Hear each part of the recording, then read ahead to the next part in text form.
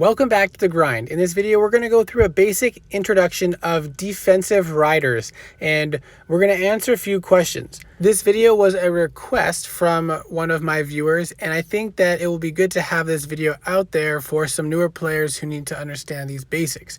The questions we're going to answer are: why should you worry about defensive riders? How do you get them, and how do you level them? So the main reason that you want to focus on defensive riders is because they can give your base a significant boost in defense and attack. As you can see with my defensive rider and the gear on my rider, this defensive rider is giving me over 100% attack and over 100% HP in addition to my base stats as it is. One of the major benefits to having a rider is to have the ability to put on defensive gear. Now, the stats of the defensive rider do matter, of course, but you get a majority of the stat bonus from the gear that you put on it. So working on crafting elite gear or obtaining mythic gear from Atlas and then focusing on leveling each gear piece is important for increasing your base defense. Now, you want to pick a type, a dragon type, and stick with that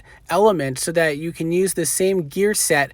And then as you progress in levels and upgrade your perch, you will want to find a dragon of that element in the higher tier to put on the perch after you've leveled it. You definitely want to get your perch to level 30 or 31 so you get the full rider bonus. But beyond that, some people choose to wait until they decide to move to the Long Island and investing their black pearls into the other perch after making the move, while others will invest their pearls into the first perch to keep it as high as possible alongside of their towers as they're building up their base, which allows them to put on higher tier dragons as well. So the type of dragon you have on your perch also makes a difference. As you can see, I have a warrior on my perch and it's still from Sapphire tier. And you can see that it is a mythic dragon. Mythic dragons give an additional bonus to the base. And for warriors, that bonus is it can put a shield onto one of the towers that makes it much more difficult for the attacker to destroy. Now, the reason I have a warrior and why I recommend warriors is because it gives an HP boost to all the towers. And the higher your HP is, the harder it is for them to kill the towers, meaning they survive longer to deal more damage, and gives you even that little bit more time to put a heal down, which will heal the towers up and allow them to survive even longer. Some people prefer putting hunters on the perch because it increases the attack damage of the towers, and some people put sorcerers, which increases the super shot effectiveness. But I would recommend sticking with the warriors, and that's what I plan to stick with. The other major benefit to defensive riders is you can get a construction time decrease, and that stat is different on different riders and some don't even have it. The best construction decrease time you can get is with the generic Atlas Defender. Now, you don't even have to level it up all the way to get that full bonus. Now, I've leveled up the second perch to level 31 so that I can get the full bonus from this rider, and it allows me to keep it on the base so I don't have to swap it in and out for fortification event. Now, if you are newer to the game and do not have any defensive rider yet, my recommendation depends on whether or not you have Atlas. If you have Atlas, I highly recommend that you go get this defender rider and try to level it up to at least level 35 to 37, whatever it is, so you can get the 12% construction decrease time. 12% is the best that is currently available in the game, so it is definitely worthwhile getting for now. And then you can focus your efforts on your first defensive rider to have the best defensive stats possible. And if you have Atlas and are able to earn enough glory to get 500 rider shards, which we'll talk about shortly, then you can get one of the good Atlas defensive riders. Otherwise, you can wait until one of these season lines comes up with a defensive rider you'd like to get. If you do not have Atlas, your first defensive rider will come from the regular season branch. And in that case, it might be beneficial if that rider has construction time decrease to put in stats into that as well as some of the defensive HP stats, so you can have a little bit of both while having a rider that you can put gear on to increase your defense and still getting some construction time decrease to help save on timers during fortification. If you don't have Atlas, first I'd really recommend that you find a team with Atlas, even if it's not a very active Atlas team, but it opens up so many more opportunities for you to get resources to help with the main game. So those are two major benefits to getting a defensive rider. So now we're going to talk about how you get them and how you level them. The first option is from the regular season branches, and for this season you can see Maya is the defensive rider, and you can see the little circles on the bottom show you what stats they give, and if you click on them it actually tells you what they are: tower HP and tower attack. Those are base stats, so this is a defensive rider, and you can actually go look at the stats of all the riders. But first let's talk about the items to level them up. You obtain these shards throughout that branch, and that's how you level the rider. So if you only do half the branch, you will only have a portion of the total number of shards, so you won't be able to level up this rider to max level, which means you'll fall short on some skills. So in the bottom left hand corner, that little helmet brings you to the rider menu. In the hired tab on the top right there, you can see all the riders that you currently have, and if you go to unhired, you can see all the riders you don't have. Now all the ones with unique shards, you can see, like Maya has unique shard type.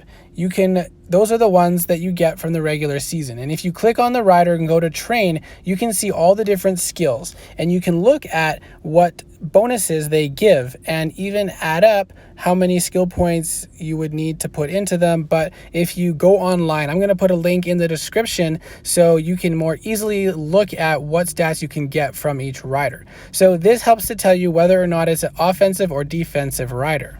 Now if you look at the other riders, you can see all the ones with unique shards will not be able to be obtained anymore unless they are in the current season. There is not going to be a chance to obtain prior season shards, but honestly, the riders get better every season for the most part, so you don't really want old riders. Now, the ones with these blue crafting shards, these are from Atlas, and you can only obtain those through Atlas. So for those with Atlas, you would have to earn glory to spend on an Atlas branch to get these riders, and you can look at all the stats to decide whether or not you would want each rider. And you can see that Kasima has tower HP and tower attack bonuses. So if you go look at other riders, for example, if we go and pull up Kivana, you can see that her stats are dragon attack and dragon HP. And then over on the far side, ammo, hunter attack, hunter HP, sorcerer stats, and warrior stats. So you can see that this dragon rider is for an offensive dragon, and it would boost your attack and HP to help your dragon attack harder bases. Now if we go into the Atlas season branch, this is where you will obtain the blue shards by obtaining glory and completing the rider branch. And you don't have to do the full one each season. You can do partial rider branches each season till you obtain enough of these blue dragon rider shards to equal the 500 required to unlock a rider. You can unlock a prior season's rider with these blue shards, except there's 2 riders that require purple shards, which cannot be unlocked with the blue ones. Now, how to level the Atlas riders is a bit different. The regular season riders, you just get the shards from the branch, and that's enough to level it up to max. But the Atlas riders require red rider shards as well as glory. So you have to either equip the rider to an offensive dragon that you're going to attack bases with and earn glory on that dragon for that rider until you have enough to level it up. Or if you put it on a perch and then send your Primarch into a place where it's going to be attacked, any glory that your Primarch earns while that rider is on your base will go to the potential amount of glory that you can use to level up that rider. Now, defensive glory is notoriously bad, and it is much more beneficial to put it on an offensive dragon and attack other Primarchs to earn glory. You will earn a lot more glory in a shorter amount of time and lose a lot less troops. But if you do glory swaps, then this would be a viable option. It wouldn't be the worst, but the better option would be doing a castle guard swap and putting this rider on a dragon that you would do that with. So once you have earned glory on that rider and you have enough red rider shards, you will be able to train that rider to earn skill points, and then you will allocate those skill points into whatever skills you would like.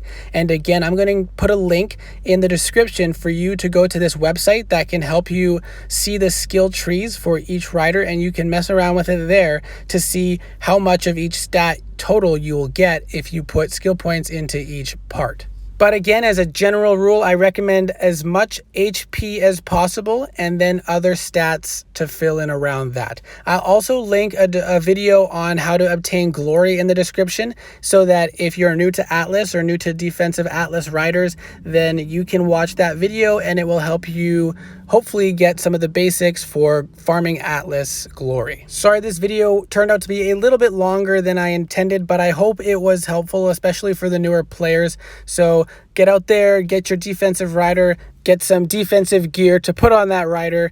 And of course, as always, thanks for watching and see you in the next video.